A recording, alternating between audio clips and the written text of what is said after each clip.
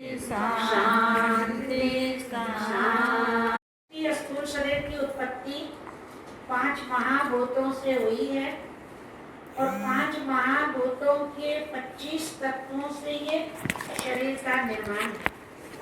5 भूतों के 25 तत्वों से शरीर बना और ये शरीर में ये पांचों तत्व क्या विरोधी हैं, इसलिए इनका विरोध दूर करने के लिए और ईश्वर ने क्या किया, इनका पंचीकरण किया। तो कल पंचीकरण की 2 युक्तियां बताई थी, आज तीसरी युक्ति बताएंगे। 2 युक्ति कौन सी बताई? एक में तो अपने गुण एक में तो सम्मिलित गुण बताए, लोभ काम क्रोध मोह मत्सर धावन पसरन उछलन चंचल संकोच, हाँ, और क्या कहते हैं, क्षुधा तृषा निद्रा कांति आलस रेत पित्त प्रसेद लाल रक्त और हड्डी मांस नाड़ी त्वचा रोग। और एक अपने अपने गुण बताए थे, आकाश के अपने गुण लोभ पसरन निद्रा लार रोम। वायु के अपने 5 गुण कौन से बताए? काम धावन तृषा प्रसेद त्वचा। और अग्नि के अपने 5 गुण बताए, क्रोध उछलन क्षुधा पित्त नाड़ी। और जल के 5 गुण मोह चंचल कांति मास। और पृथ्वी के 5 गुण रक्त। ये अपने गुण बताए। ये 2 युक्ति हो गई। तीसरी युक्ति है लेना। तो कैसे लिया?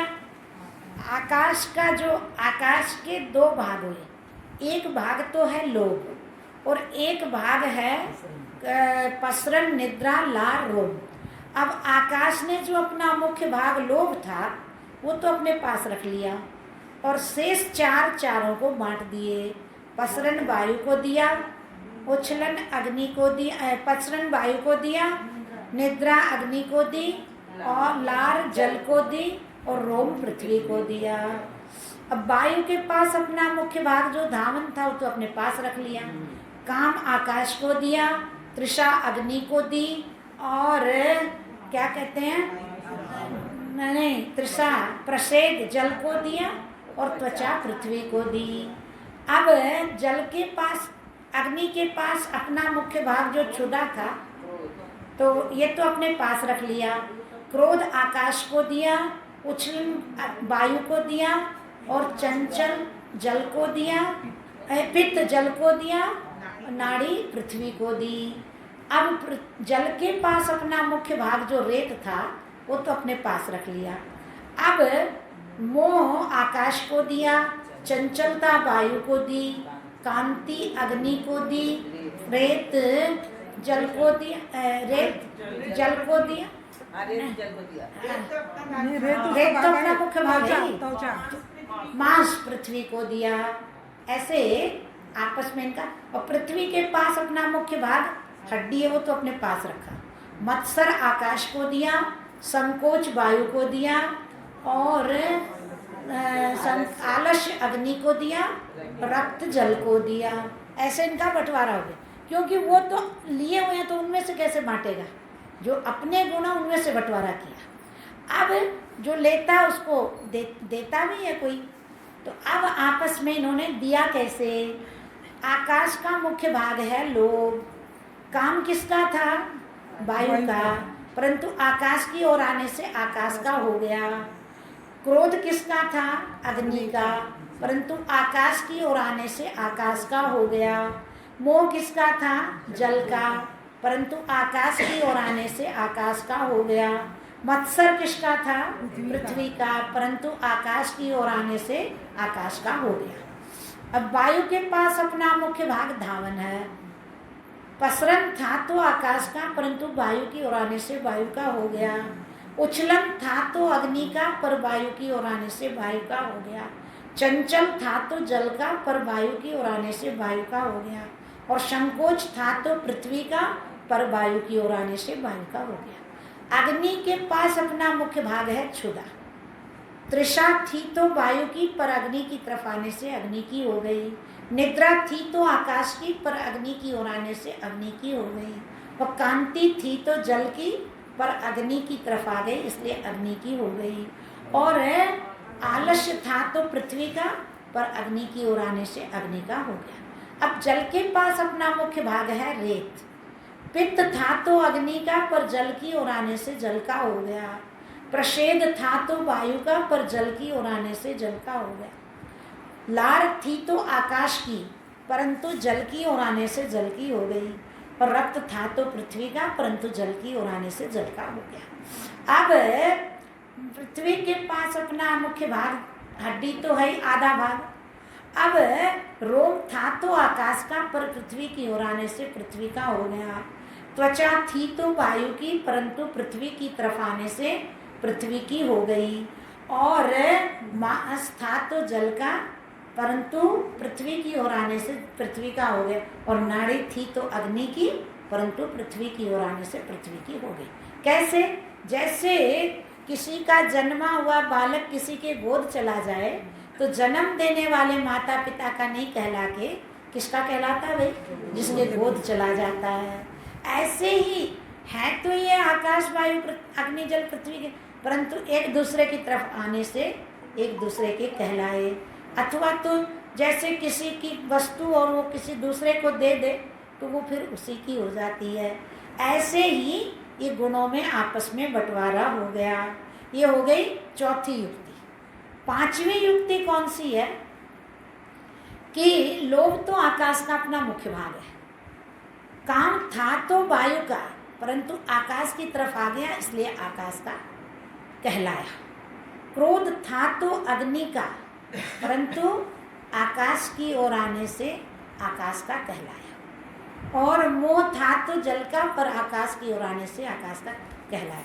नहीं, पांचवी युक्ति है कि लोभ तो अपना आकाश का मुख्य भाग है और उसको तो अपने पास रख लिया। पसरन किसको दिया? पसरन किसको दिया? आकाश में पसरन वायु को दिया। और निद्रा किसको दी? अग्नि को। और लार किसको दी? जल को। और रोम किसको दिया? पृथ्वी को। अब धावन अपना मुख्य भाग है वायु का, वो तो अपने पास रख लिया। अब काम किसको दिया? आकाश को। तृषा किसको दी? अग्नि को। और प्रषेद किसको दिया? जल को। और त्वचा किसको दी? पृथ्वी को। अब अग्नि का अपना मुख्य भाग है क्षुधा, वो तो अपने पास रख लिया। और क्रोध किसको दिया? आकाश को। उछलन किसको दिया? वायु को। और पित्त किसको दिया? जल को। और नाड़ी पृथ्वी को। अब जल के पास अपना आधा भाग है रेत, वो तो अपने पास रख लिया। उसके बाद में मोह किसको दिया? चंचलता किसको दी? वायु को। और कांति किसको दी? अग्नि को। और मांस रेत किस नहीं मांस किसको दिया? पृथ्वी को। पृथ्वी को। अब पृथ्वी के पास अपना मुख्य भाग है हड्डी, वो तो आधा भाग अपने पास रख लिया। अब मत्सर किसको दिया? आकाश को। संकोच किसको दिया? वायु को। और आलस्य किसको दिया? अग्नि को। और रक्त दिया जल को। ऐसे इनका बंटवारा हो गया। जैसे किसी के पास 2 रुपया है और वो 2 रुपया में से बंटवारा करेगा तो 8 आना तो सबको बांट देगा और 1 रुपया अपने पास रख लेगा। तो ऐसे ही इन्होंने किया, 8 आना भाग तो अपने पास रख लिया और 8 आना में से 2 आना बांट दिया सबको। तो सबके पास पूरा भाग हो गया और आपस में इनकी मित्रता भी हो गई। और जैसे वो 5 मित्र गए थे ना विदेश, तो 8 चीज़ लेके गए थे, तो 4 तो अपने पास रख ली और 4 में से शेष 4 को एक करके बांट दिया। तो सबके पास 5 तरह की चीज़ हो गई। ऐसे ही इनका क्या किया? पंचीकरण किया। अब ये तो है 5वीं युक्ति। 6ठी युक्ति कौन सी है? कैसे जाना जाए कि लोभ गुण आकाश का है। जैसे आकाश नहीं भरता ऐसे लोभी का हृदय कभी नहीं बढ़ता। आकाश में कितने ही ब्रह्मांड हो जाएं, आकाश खाली का खाली रहता है। ऐसे लोभी के पास कितना भी आ जाए उसको कमी नजर आती है। और लोभी को पागल कुत्ते की भी उपमा दी है। पागल कुत्ते के एक तो पूंछ सीधी होती है, बाकी कुत्तों की पूंछ कहते हैं टेढ़ी होती है, परंतु पागल कुत्ते की पूंछ कहते हैं सीधी होती है। और पागल कुत्ते के मुंह से हमेशा झाग चलते हैं। पागल कुत्ता अपना पराया नहीं देखता। पागल कुत्ता एक जगह स्थिर होकर नहीं बैठता। पागल कुत्ता जो है जिसको काट लेता वो भी पागल होने की संभावना हो जाती है। ऐसे ही, और पागल कुत्ता जल के पास नहीं जाता, जल से उसको डर लगता है। ऐसे ही लोभी जो है उसका हाथ ऐसे ही रहता है, ऐसे नहीं होता उसका। और जो दे देता है उसकी तो बड़ाई करता है, और जो नहीं देता उसकी निंदा करता है। तो ये निंदा स्तुति रूपी झाग निकलती है। जो दे देता है वो आपकी क्या बात, आप तो इंद्र के समान हो, आपका तो कोई यश जितना गाए उतना थोड़ा। और जो नहीं दे, ले कोई आदमी है क्या, गीत में गाने लायक नहीं, रोज में रोने लायक नहीं, ऐसा कहते हैं। तो निंदा स्तुति रूपी झाग चलती है। और जैसे पागल कुत्ता जल से डरता है, ऐसे ही लोभी सत्संग के निकट नहीं जाता। बोले कि ममता रतसन ज्ञान कहानी, अति लोभी सन विरति बखानी। ममताग्रस्त व्यक्ति के सामने ज्ञान की चर्चा करनी बेकार। जैसे बधिर के सामने आप कितनी भी वीणा, स्वरदार वीणा बजाओ, उसके लिए बेकार है। ऐसे ही लोभी के सामने चर्चा करना बेकार है। जैसे ऊषर भूमि में बोया हुआ बीज। नीति शास्त्र में कहा है, यद्यपि वक्ता सर्वविद अरुश्रोता खल होय, वचन फले नहीं तासु मन जो अनेक युग खोय। दृष्टांत दिया, जैसे सुंदर सुंदरी षोडश करे श्रृंगार, तदपि निष्फल सर्वतिहि जो दृग बिन भरतार। जैसे सुंदर स्त्री 16 श्रृंगार करे और पति यदि उसका जन्मांध है तो उसका श्रृंगार बेकार है। ऐसे ही वक्ता चाहे कितना भी संपन्न हो और श्रोता यदि खल है तो युगों युगों तक भी यदि सुनता रहे तो उसको कोई लाभ होने वाला नहीं। पत्थर चाहे लाखों साल पानी में पड़ा रहे, उसमें कभी अंकुर नहीं निकल देगा। ऐसे ही जिसका अंतःकरण पत्थर के समान है, उसके हृदय में खुद परमात्मा भी आके यदि ज्ञान का प्रकाश करेंगे तो भी उनको बोध नहीं होगा। अब जो है क्या कहा, तो लोभ माने सत्संग रूपी जल के निकट नहीं जाता। और जैसे पागल कुत्ता अपना पराया नहीं देखता, जिस किसी को काट लेता है, ऐसे ही लोभी को धन चाहिए, चाहे वो हक का हो, अनाहक का हो, किसी अबला का हो, चाहे किसी दीन दुखी का हो, उसको धन से मतलब है और कुछ नहीं जानता।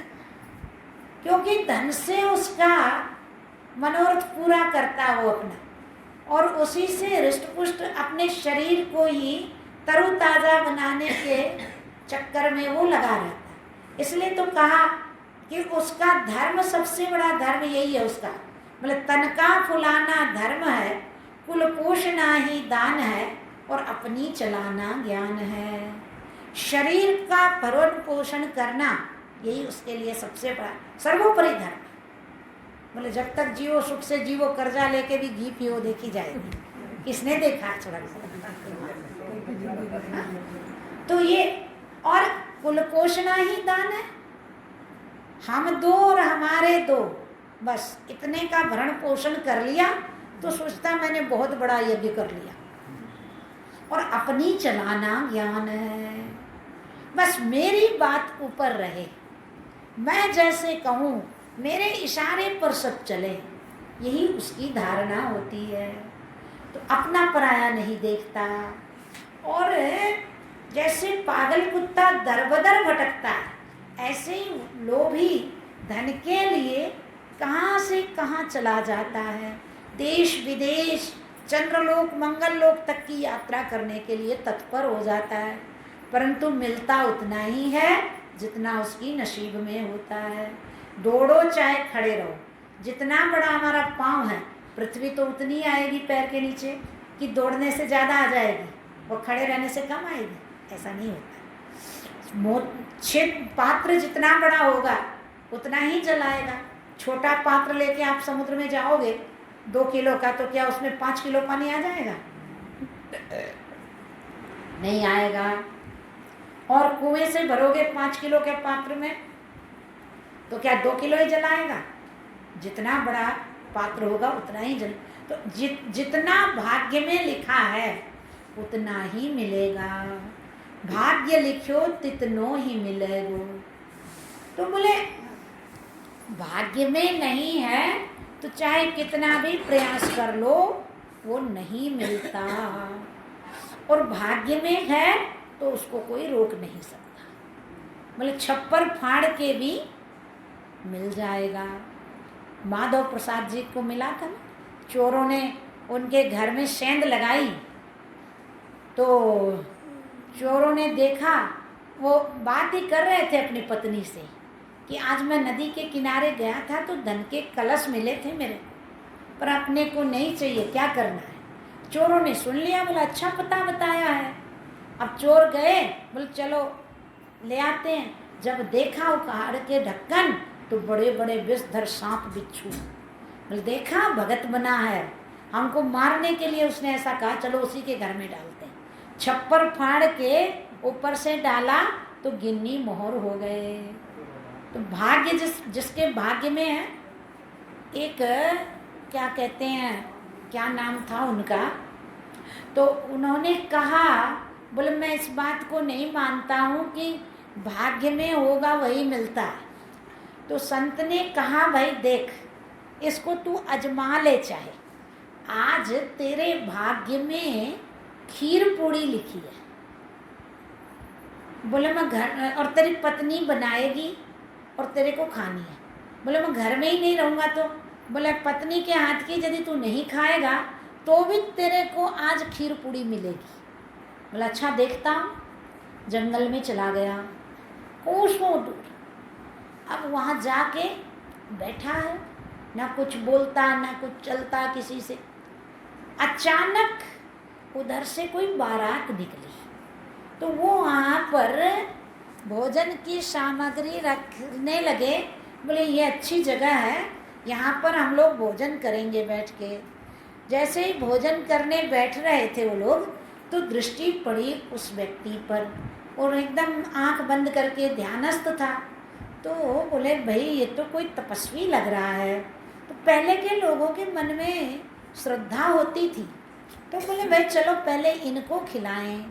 अब वो लेके खीर पूरी का थाल जाके और सामने बोले महाराज ग्रहण करो, पर महाराज तो न बोले न आंख खोलें। बोले भाई इनकी समाधि लग चुकी है, चलो। 2 आदमियों ने 2 हाथ पकड़े और एक ने मुंह पकड़ा और एक ने चम्मच से मुंह खोला और एक ने खीर डाली, तब वो हंसने लगे। बोले वास्तव में जो प्रारब्ध में है उसको कोई टाल नहीं सकता। तो परंतु लोभी जो है दर बदर धन के लिए भटकता है, जैसे पागल कुत्ता दर बदर भटकता है।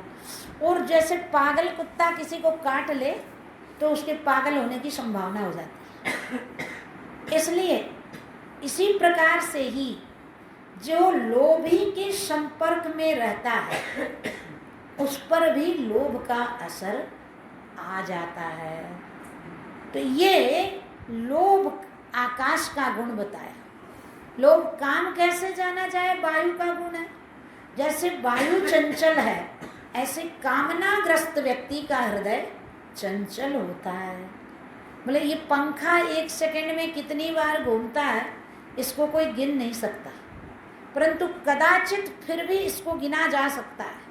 परंतु हृदय के अंदर जो कामनाएं हैं, प्रातः काल से लेकर सायं काल तक और जन्म से लेकर मरण तक, उसकी गिनती नहीं की जा सकती। जैसे बालू के कण गिने जा सकते हैं, गिनना तो असंभव है उनको, परंतु महापुरुष कहते कदाचित उनको भी गिना जा सकता है, परंतु हृदय की कामना गिनी नहीं जाती। तो कामना से मन क्या होता है? चंचल होता है।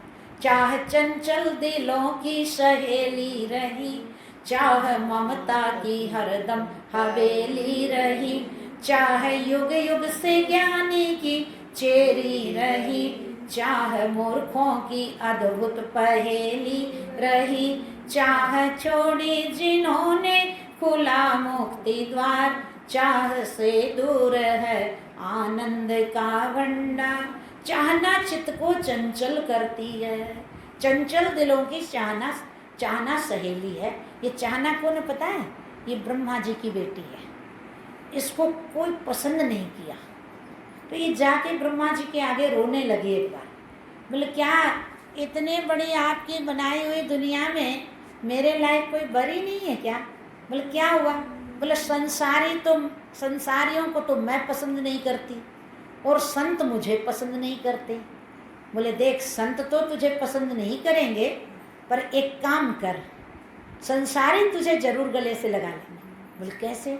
बोले तू सुंदर चुनरी ओढ़ के चली जा।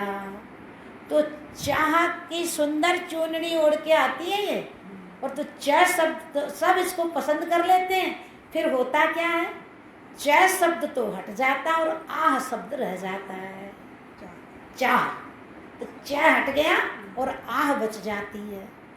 तो इस प्रकार से ये चाहना चित्त को चंचल करती है और मूर्खों की चाहना पहेली है, और ज्ञानी महापुरुषों के आगे हाथ जोड़े खड़ी रहती है और ममता के रहने का स्थान है। पत्नी की किसी भी वस्तु को पति क्या कहता है? मेरे को चाहिए। चाहिए किसको? पत्नी को। पर कहता क्या है? मेरे को चाहिए।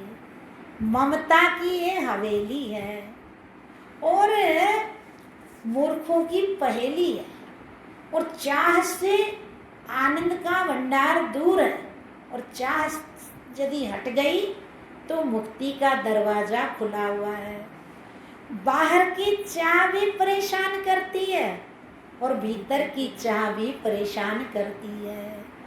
चाह की जिसको आदत लग जाती है और उसको चाह नहीं मिले, फिर देखो उसकी क्या स्थिति होती है। हाँ? बोले कि कहा जाता है, पहले की माताएं गीत में गाया करती थी, सर्दी भी जावे जिसे सुस्ती भी जावे, बूढ़न कर दे व जवान, जगत में चाय बड़ी बलवान। ऐसा कहा। हाँ? तो ये बोले राम राज में दूध मलाई, कृष्ण राज में घी, और कली के राज में गर्म पानी, जब चाहे तब पी। हाँ? कलयुग में ये तो बोले चाहना चित्त को चंचल करती है। तो कामना, और कामना यदि पूरी हो जाए तो क्या आता है? लोभ। और कामना में कोई विघ्न पड़ जाए तो क्या आता है? क्रोध। और ये काम, क्रोध, लोभ, ये भगवान श्री कृष्ण ने नरक के द्वार बताए हैं। श्रीमद् भगवत गीता के 16वें अध्याय के 21वें श्लोक में भगवान ने ऐसा कहा है, त्रिविधम नरकस्वेदम द्वारम नाशनमात्मनः काम क्रोधस्तथा लोभस् तस्माद्दित्य त्रयं त्यजेत्। बोले कामना होती है वर्तमान के लिए, क्रोध आता है भविष्य भूतकाल पर, और लोभ होता है भविष्य के लिए। कामना वर्तमान में, मेरे को ये मिल जाए तो मैं सुखी हो जाऊं, ये मिल जाए तो मैं सुखी हो जाऊं, ये मिल जाए। जीव के भटकना किस लिए? आराम। हाँ? कि मोटर लगा लें तो आराम हो जाएगा, सब चीज का आराम हो जाएगा। आराम बुला रहे हैं किसको? राम को, और होते क्या जा रहे हैं? बेराम, दूर होते जा रहे हैं। हाँ? पहले की माताएं लालटेन जलाती थी, रोशनी होती, तेल का पता चलता। अब लाइट है, कब चली जाती है पता ही नहीं चलता। और लाइट तो फिर भी जाती तो थोड़ा पता तो चलता। ये जो गैस का सिलेंडर है, ये कब चला जाए कोई भरोसा नहीं इसका। हाँ? चूल्हे की आंच का पता तो चलता था, और इसका तो सब्जी चढ़ी की चढ़ी, तवा चढ़ा का चढ़ा रह जाता है। हाँ? आराम, आराम हो गया ना। आराम, राम को बुला रहे हैं और जा रहे कहाँ? बेराम की तरफ। तो ये क्या है जीव के लिए? धोखा नहीं तो क्या है? और क्रोध आता है बीते हुए पर।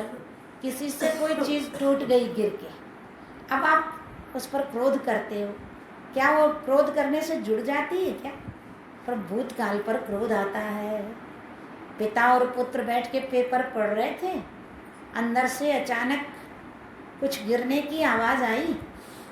घर और ऑफिस एक ही जगह थे। पिता ने पुत्र से कहा, जरा पता लगाओ क्या गिरा है, किसी को चोट तो नहीं आई है? पुत्र ने कहा, पिताजी आप निश्चिंत रहिए, मैं बता रहा हूँ, कांच का बर्तन गिरा और माँ के हाथ से गिरा है। अरे बोले ठीक है, कांच का बर्तन गिरा ये तो तूने आवाज़ से पहचान लिया, पर माँ के ही हाथ से गिरा इसका क्या तेरे पास प्रमाण है? हाँ? और भी तो किसी के हाथ से गिर सकता है। बोले नहीं पिताजी आप पता कर लो, माँ के हाथ से गिरा। मैं इसलिए दावे के साथ कहता हूँ कि एक ही आवाज़ हुई है। हाँ? एक ही आवाज़ हुई है। यदि और किसी दूसरे के हाथ से गिरता ना तो एक बर्तन की आवाज़ होती और एक माँ की आवाज़ आती, डबल आवाज़ आती। तो इसलिए एक ही तो क्रोध किस पर आता?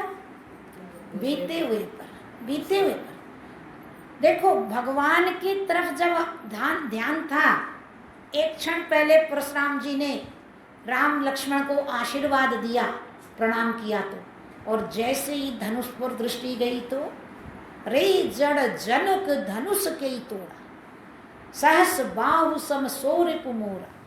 हाँ? तुरंत दृष्टि बदल गई। तो क्रोध कब आया? क्रोध आता है बीते हुए पर, और अपने पर क्रोध नहीं आता, और अपनों पर क्रोध नहीं आता। ये भी बात है। अपने हाथ से कोई चीज़ टूट के गिर जाए, गिर के टूट जाए तो क्रोध आता है। बोले भाई क्या करें, मेरे ही हाथ से गिर गई, किसको बोलूं? अपने दांत, अपने जीभ, अपने दांत अपनी जीभ को काट लेते हैं। कभी दांत को हथौड़ी लेके तोड़ने नहीं जाते, हाँ? परंतु दूसरे से कोई गलती से भी धक्का लग जाए तो उसको बोले ठहर बताऊंगा तेरे को। हाँ? तो दूसरा जहाँ दिखा तो बोले एक बच्चे आपस में खेल कूद कर रहे थे, एक बच्चे को धक्का लग गया। अब वो गिरा, उसको चोट लगी, उसका दुख नहीं है उसको। बोला ठीक है मेरे को गिरा तो दिया तो कोई बात नहीं, पर आके सॉरी तो बोल देता कम से कम। अब बोलो तो बोले, तो वो माँ उसकी बोली, बोल जाके सॉरी बोल दो कोई बात नहीं। अरे बोले आके बोलूं कि वहीं से बोलूं? बोला वहीं से बोल दो तो भी हो जाएगा। अब देखो सॉरी नहीं बोला तो इतना दूसरे, और अपने से लग जाए तो उठ के चुपचाप चला जाता है। हाँ? तो अपने पर क्रोध नहीं आता, अपनों पर भी क्रोध नहीं आता।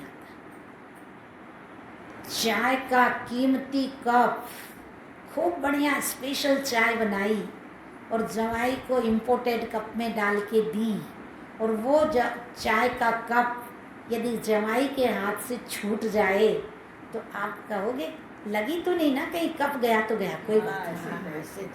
हाँ कोई बात नहीं। पर वही यदि नौकर के हाथ से गिर जाए तब देखो, फिर तो ब्लड प्रेशर काबू से बाहर चला जाता है। तो अपनों पर क्रोध नहीं आता और अपने पर नहीं आता। ये क्रोध बहुत होशियार है। कमजोर पर आता, बलवान पर नहीं आता है। बलवान के सामने दब जाता है ये, परंतु कमजोर पर क्रोध आता है। देखता है मेरी सुन लेगा, और जो नहीं सुनता उसके दुम दबा के भाग जाता है। तो ये बड़े होशियार है ये विकार। जहाँ देखते हैं हमारी चलेगी वहाँ चलाते हैं, और जहाँ देखते नहीं चलेगी वहाँ से भाग जाते हैं। तो क्रोध जो है ये कैसे जाना जाए कि अग्नि का गुण है। ये जैसे अग्नि गर्म है, ऐसे ही क्रोध क्या होता है, गर्म होता है। श्वास क्या आते हैं क्रोध में, गरम गरम श्वास निकलती है। और क्रोध और कैसे जाना जाए, मोह गुण जल का है। जैसे जल की जो बूंद है वो आप कपड़े पर डालो तो थोड़ी सी दूर में डालने से क्या होती है, फैल जाती है। अथवा तो तेल की बूंदें जल में डाली जाए तो वो सर्वत्र फैल जाती है। ऐसे ही मोह कहाँ से कहाँ तक फैला हुआ है, इसका कोई हिसाब नहीं। बड़की और पीपल की जड़ जो है ना, वो गहरी जमती है जमीन में। ऐसे मोह की भी जड़ भगवान श्री कृष्ण ने क्या कहा गीता में, अधश्चोर्ध्वं प्रसृतास्तस्य शाखा गुण प्रविद्धा विषय प्रवाला अधश्च मूला निनुसंततानि कर्मानुबंधीनि मनुष्यलोके। मनुष्यलोक से लेकर के पशु पक्षी कीट पतंग तक ये मोह की जड़ फैली हुई है। इसको निवृत्त करने का एक ही उपाय बताया है, असंग शस्त्रेण दृढ़ेन छित्त्वा। असंगता रूपी शस्त्र के द्वारा भगवान ने इसको काटने का निर्देश दिया।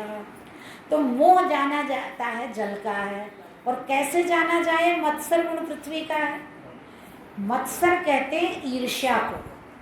पृथ्वी के लिए भाई भाई में ईर्ष्या होती है। कौरव पांडवों का युद्ध किसके लिए हुआ था, पृथ्वी के लिए। कौरवों ने क्या कहा, एक सुई की नोक टिके इतनी ही जमीन पांडवों को नहीं देंगे। तो क्या हुआ फिर, वसुधा काहू की नाय भई, किसी की हुई नहीं पृथ्वी, और चले गए छोड़ के दुनिया से। हाँ, कितने बड़े बड़े हुए दुनिया में जिनका महापुरुषों ने नाम गिनाया है। केते भय यादव सगर सुत, केते भय जात हूँ न जाने जो तरैया प्रभात की। बलि वेणु अम्बरीश मान धाता प्रहलाद, कहाँ लग कथा कहूँ रावण अयाति की। तेऊ न बचन पाए कोत काल कोत की के गाल, भांति भांति सेना सजी घने दुख घात की। चार चार दिन को चबाब चाहे को करे, अंत लुट जाइए जैसे पूतरी बारात की। सगर कहते भाई यादव, यादव कितने थे, 56 करोड़। आज उनका नामो निशान नहीं रहा। और सगर राजा के कितने पुत्र थे, 60,000। सबकी क्या हो गई, ढेरी हो गई। जात हूँ न जाने जो त्रैया प्रभात की। जैसे रात्रि में अनगिनत तारे चमकते हैं आकाश में, और सुबह होते ही वो तारे कहाँ गायब हो जाते हैं, दिखाई नहीं देते। ऐसे ही बड़ों बड़ों की ये हकीकत बताई।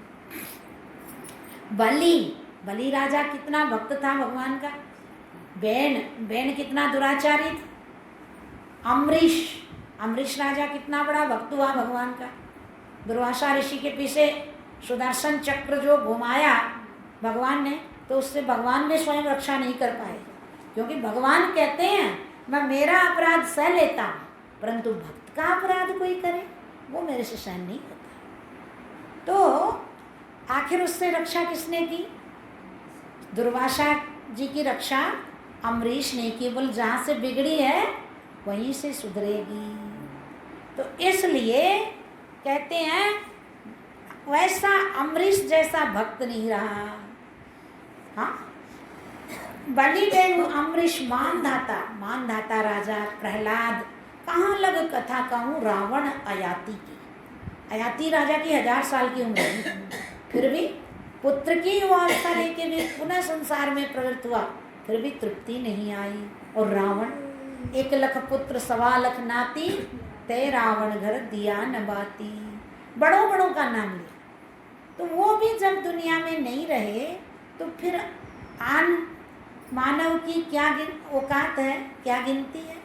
इसलिए आचार्य का संकेत है।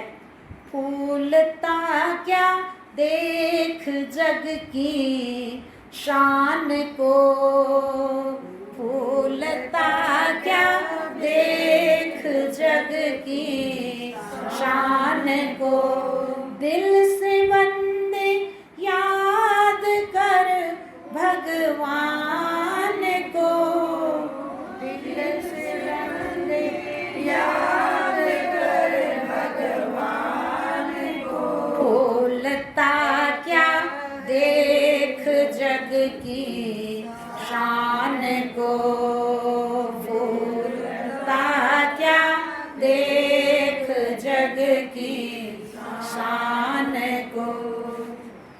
विजयी बन रावण जो बैठा राज पे, विजयी बन रावण जो बैठा राज पे, था बड़ा ही गर्व अपने ताज पे, था बड़ा ही गर्व अपने ताज पे। काल ने कर दिया विफल वरदान को, काल ने कर दिया विफल वरदान को, दिल से वंदे याद कर भगवान को, दिल से वंदे याद कर भगवान को, फूलता क्या देख जग की शान को, फूलता क्या देख जग की शान को। दुर्योधन सा अभिमानी जग में रहा नहीं, दुर्योधन सा अभिमानी जग में रहा नहीं, छोड़ अपना छत्र वो भी बसा वहीं, छोड़ अपना छत्र वो भी बसा वहीं, रख न पाया वो भी अपने प्राण को, रख न पाया वो भी अपने प्राण को, दिल से वंदे याद कर भगवान को, दिल से वंदे याद कर भगवान को, फूलता क्या देख जग की शान को, फूलता क्या देख जग की शान को। बड़ों बड़ों की भी सिफारिश ना चली,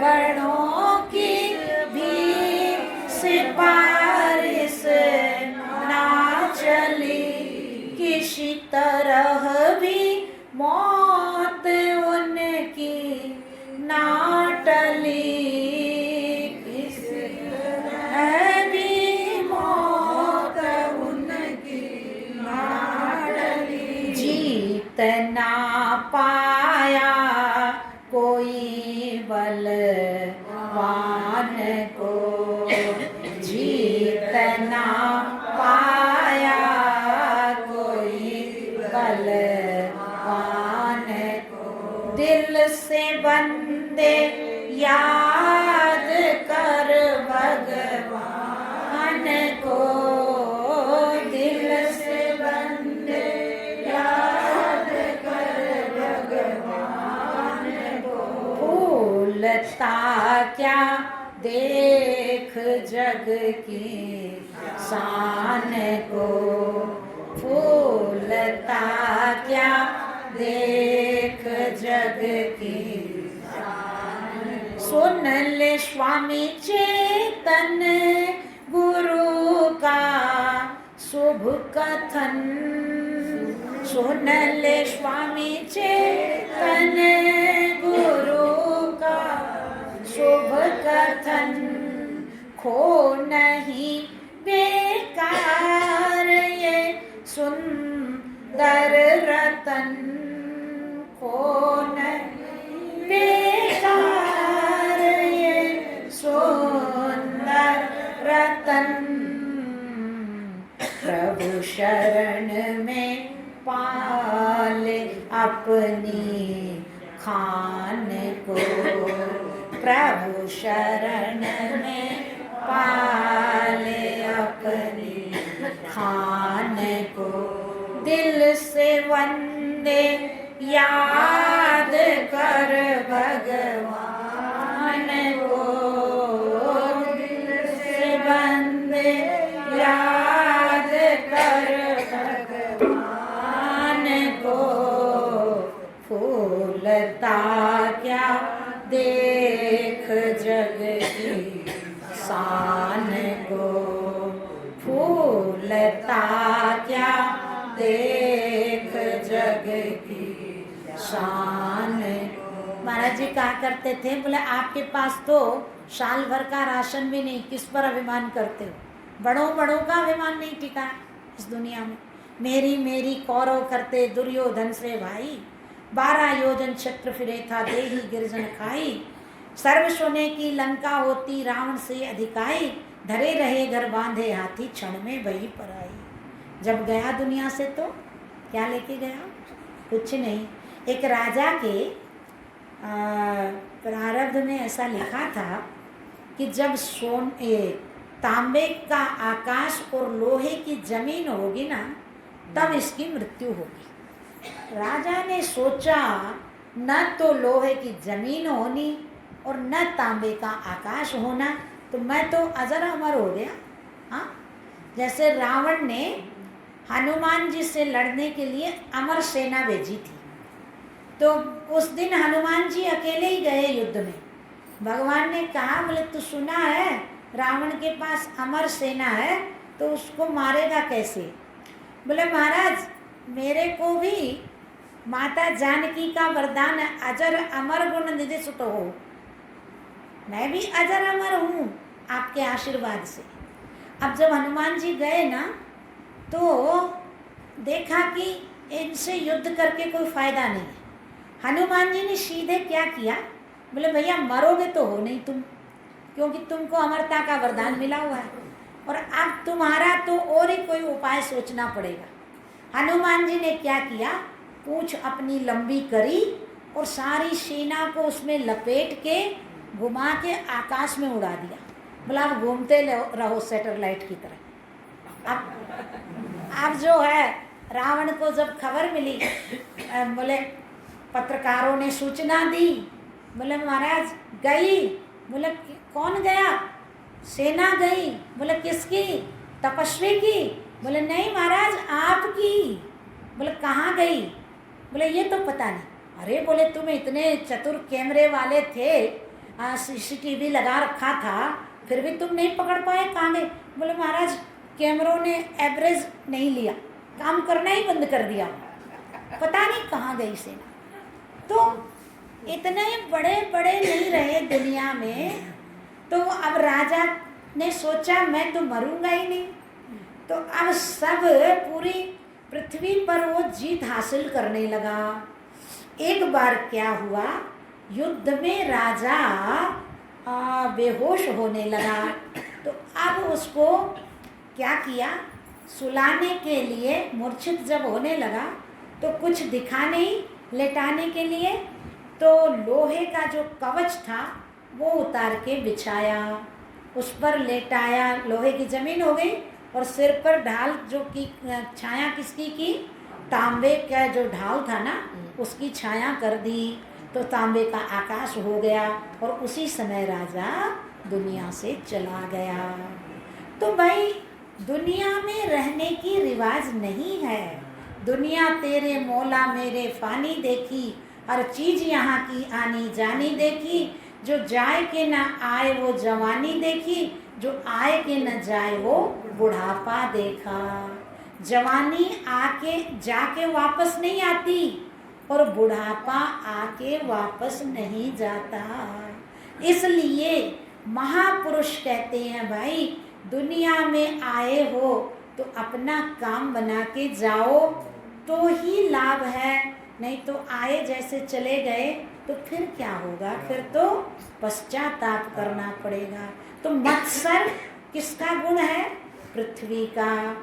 और कैसे जाना जाए कि धावन गुण वायु का है। धावन नाम है दौड़ने का। जब व्यक्ति दौड़ता तो लोग क्या कहते हैं, बोले तो हवा की तरह दौड़ता है। वायु का वेग जब बढ़ जाता है तो देखो रोगी से रोगी व्यक्ति भी उठ के दौड़ने लग जाता है। तो धावन गुण वायु का। पसरन गुण किसका है? आकाश का। कैसे जाना जाए पसरन गुण? हाँ, आकाश फैला हुआ है ना सर्वत्र। ऐसे ही जब व्यक्ति को आकाश अवकाश देता है तभी व्यक्ति भी फैल सकता है। ट्रेन आदि में नई जगह मिलती तो सिकुड़ के बैठना पड़ता ना, तो आकाश का अवकाश नहीं मिलता वहाँ। और कैसे जाना जाए? उछलन गुण अग्नि का है।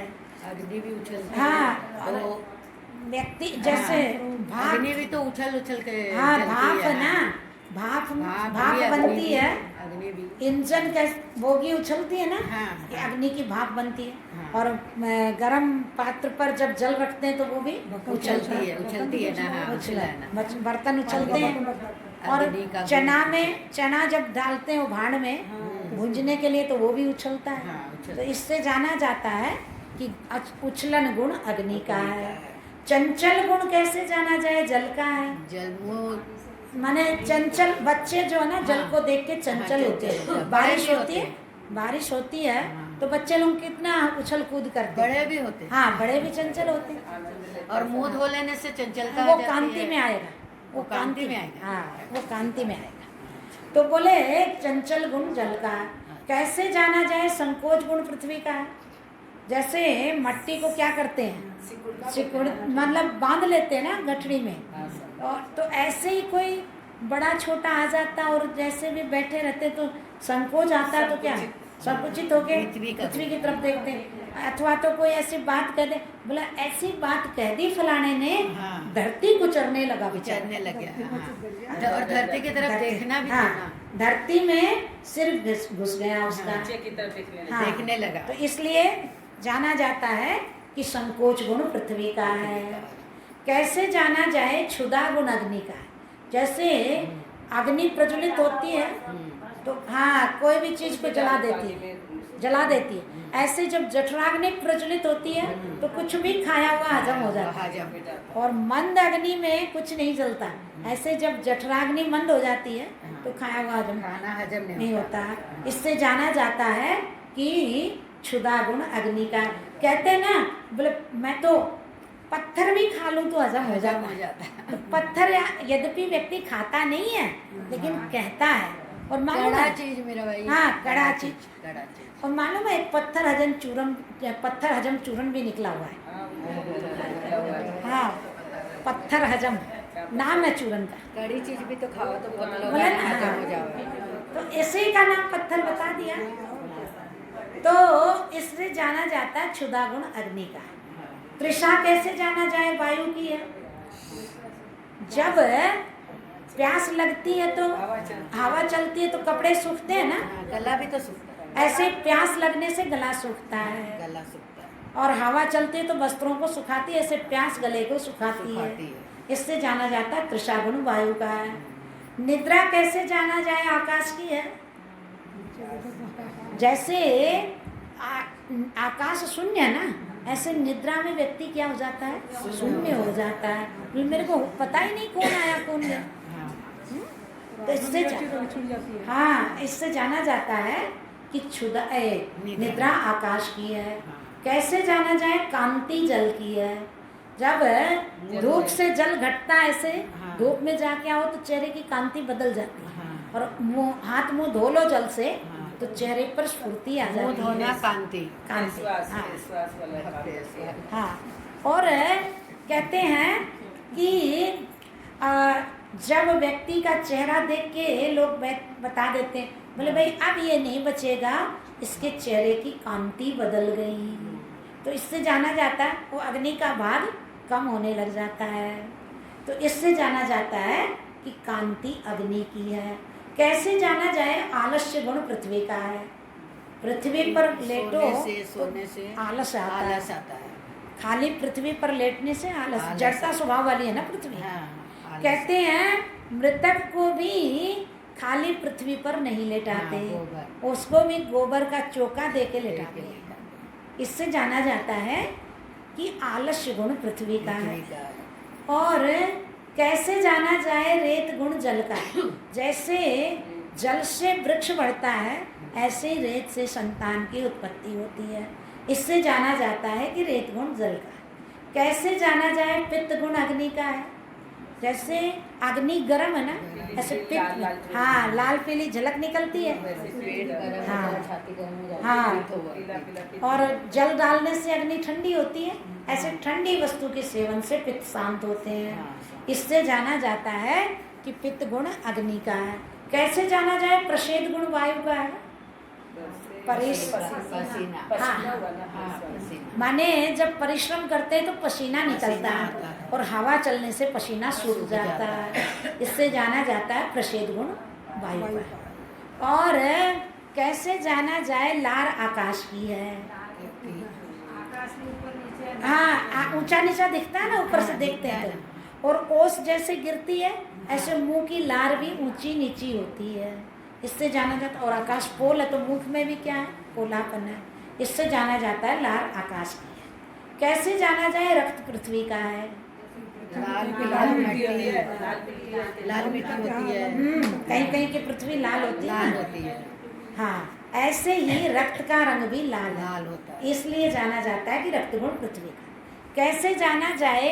हड्डी पृथ्वी की है। हड्डी कड़ी होती है, पृथ्वी भी कड़ी होती है। हाँ, और हल्की सी पीली झलक होती है हड्डी में। तो कहीं कहीं की पृथ्वी हल्की सी पीली झलक पीली होती है। इससे जाना जाता है अस्थि गुण पृथ्वी का है। मांस कैसे जाना जाए? जल का है। जल उसमें गीला होता है, पानी भी रहता है। मांस जल रहता है ना। नहीं, मांस जो है कहीं कट जाता है तो पहले क्या बोलते हैं? जल्दी से पानी की पट्टी बांधो। तो वो क्या होता है? मांस भी गीला और जल भी गीला है, तो जोड़ देता है ना उसको। इसलिए जाना जाता है कि मांस गुण जल का। कैसे जाना जाए? नाड़ी अग्नि की है। नाड़ी छूने से पता चलता है। नाड़ी कम चल रही है, ज्यादा चल रही है। वो भी, और ताप की परीक्षा भी नाड़ी से होती है। थर्मामीटर तो अब चले हैं। पहले नाड़ी देख के तपत बता देते थे। कितनी बुखार है इतनी बता देते थे। हाँ, सब। तो इससे जाना जाता है नाड़ी अग्नि की है। कैसे जाना जाए? त्वचा वायु की है। हाँ, त्वचा से पता चलता है त्वचा में कि वायु की है। स्पर्श गुण वायु का भान होता है ना। गरम सब चीज का पता चलता त्वचा से। हाँ, लेकिन यदि किसी के पैरालाइसिस हो जाए तो कुछ पता ही नहीं चलता। वो अग्नि में हाथ भी डाल दे तो उसको पता नहीं चलता। अग्नि का खत्म हो जाता है। हाँ, तो वायु का जो देवता है, वायु का वो त्वचा का देवता जो वायु है वो हट जाता है। हाँ, और गर्म हवा चलते तो गर्मपन महसूस होता है। तो इससे जाना जाता है वायु, त्वचा वायु की है। कैसे जाना जाए? रोम आकाश का है। आकाश में जैसे पीड़ा नहीं है ना, ऐसे रोम भी शून्य, कांटों पर पीड़ा नहीं होती। इससे जाना जाता है रोम आकाश का है। नहीं, नकुल तो टिका हो गया। रोम काटने से बाल आदि काटते हैं तो कोई पीड़ा होती है क्या? नहीं होती। तो इससे जाना जाता है कि रोम आकाश का है। ये 25 प्रकृति का जो निर्णय कराया, ये किस लिए कराया? आचार्य कहते हैं ये 25 प्रकृति तू नहीं और ये तेरी नहीं। तू इनको जानता इसलिए तू नहीं, और ये 25 प्रकृति किसकी है? 5 महाभूतों के तमो अंश की है, इसलिए तेरी नहीं। तो इसलिए न तो तेरा इनके साथ हंता रूप संबंध है और न ममता रूप संबंध है। हंता ममता रूप संबंध जब नहीं है तो इस इन प्रकृतियों के धर्म हे साधक तेरे को स्पर्श नहीं कर सकते, ऐसा तू निश्चय कर। तो ये स्थूल शरीर का आचार्य ने निर्णय कराया। अब आगे स्थूल शरीर के जो धर्म है उनकी चर्चा कल करेंगे। बोल सच्चिदानंद भगवान की जय, सतगुरुदेव महाराज की